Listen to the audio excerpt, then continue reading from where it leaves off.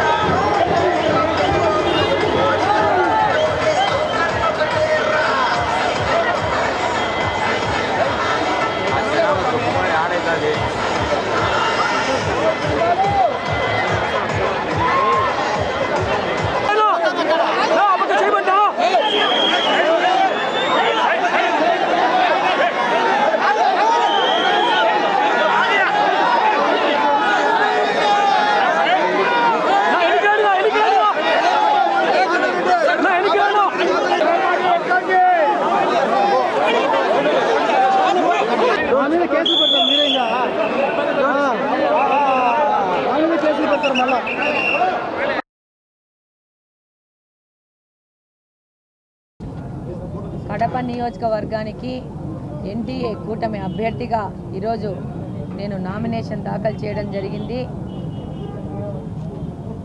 ఈరోజు కడప నియోజకవర్గంలోని ప్రజలకందరికీ మనస వాచ కర్మన వాగ్దానం చేస్తున్నాను. కడప అభివృద్ధి, కడపలో ఉన్న యువత భవిష్యత్తు, శాంతియుతమైన కడప, మహిళల రక్షణ, మౌలిక సదుపాయాల్లో ముఖ్యంగా కడప మంచినీటి సమస్య,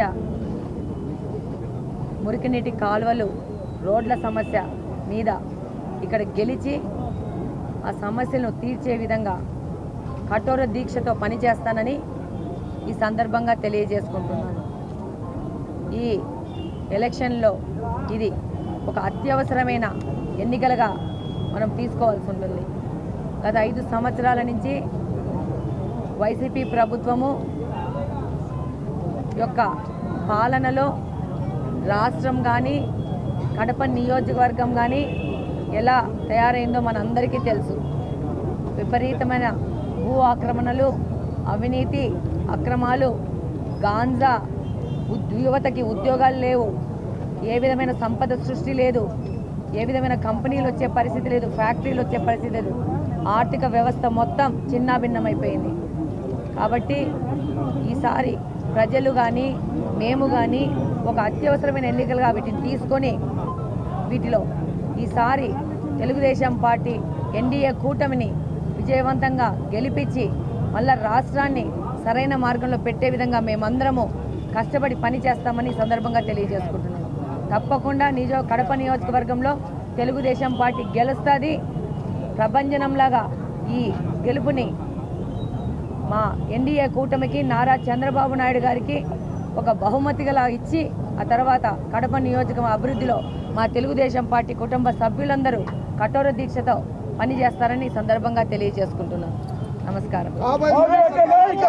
ఈ యొక్క మా ప్రయాణంలో జనసేన, భారతీయ జనతా పార్టీ, తెలుగుదేశం పార్టీ అందరము ఏకమై ఇంకా బలవంతులమై ప్రయాణం చేసి కడప నియోజకవర్గాన్ని ఒక అభివృద్ధి పదంలో తీసుకుపోయే విధంగా మేము పనిచేస్తామని ఈ సందర్భంగా తెలియజేస్తున్నాం. వాగ్దానం కూడా చేస్తున్నాం. నేను వాళ్ళలాగా భూదందాలు చేశానా, పంచాయతీలు చేశానా, ల్యాండ్ మాఫియా చేశానా, ఇసుక మాఫియా చేశానా, గాంజా స్మగ్లింగ్ చేశానా? నేనేమి చేయలేదు కాబట్టి, మ్యాటర్ లేదు కాబట్టి వాళ్ళకు మాట్లాడడానికి ఇలాంటి పిచ్చి కూతలు కూస్తూ ఉంటారు. ఈ మాటలకి మనము స్పందించాల్సిన అవసరం లేదు. ప్రజలకందరికీ తెలుసు ఈరోజు వైసీపీ ప్రభుత్వం కానీ, ఇక్కడ గెలిచిన నాయకుడు కానీ, వాళ్ళలో ఉన్న వైసీపీ పార్టీలో ఉన్న వాళ్ళు కానీ ఏ విధంగా ఈ యొక్క కడప మీద అరాచకం సృష్టించారో ఈరోజు వాళ్ళని ప్రశ్నిస్తుంటే నా గురించి మాట్లాడడానికి ఏమీ లేక మాట్లాడుతున్నాను. డెఫినెట్గా తప్పు చేస్తే గట్టిగానే ప్రశ్నిస్తాను, గట్టిగానే పోరాడుతాను. Get ready. ఈ ఫైట్కి వాళ్ళని కూడా రెడీగా ఉండమంటున్నాను. ప్రశ్నించేది వాళ్ళనే, తప్పులు చేసేది వాళ్ళనే. సమాధానాలు ఇవ్వాల్సిన వాళ్ళు వైసీపీ పార్టీ వాళ్ళే. ఎవరెవరు భూ ఆక్రమణలు దందాలు చేశారో ఈసారి ప్రభుత్వం మారడం ఖాయం. మీ మీద సరైన చర్యలు తీసుకోవడం కూడా ఖాయం. స్థానికంగా మీకు బలం లేదని బయటి ప్రాంతాల నుంచి మనుషులు తీసుకుంటున్నారు. స్థానికంగా వాళ్ళకు బలమే లేదు, నాయకులు లేరు, కార్యకర్తలు లేరు. మన సీనియర్ నాయకులు బలం లేకపోతే ఇక్కడ అందరూ నాయకులు ఉన్నారు. మీ కెమెరాలకు కనపట్లేదా, మీ కళ్ళకు కనపట్టలేదా? మీకు ఫస్ట్ ప్రశ్న వేస్తున్నాను. మీకే, మీ ద్వారా మా పద్ధతులు ఇచ్చాను. నేను చెప్పాను మ్యాటర్ లేదు, మ్యాటర్ వీక్ కాబట్టి పద్ధతులు అలానే మాట్లాడతారు. ఆయన సిద్ధవటం నుంచి ఇక్కడ వచ్చి పోటీ చేయట్లేదా?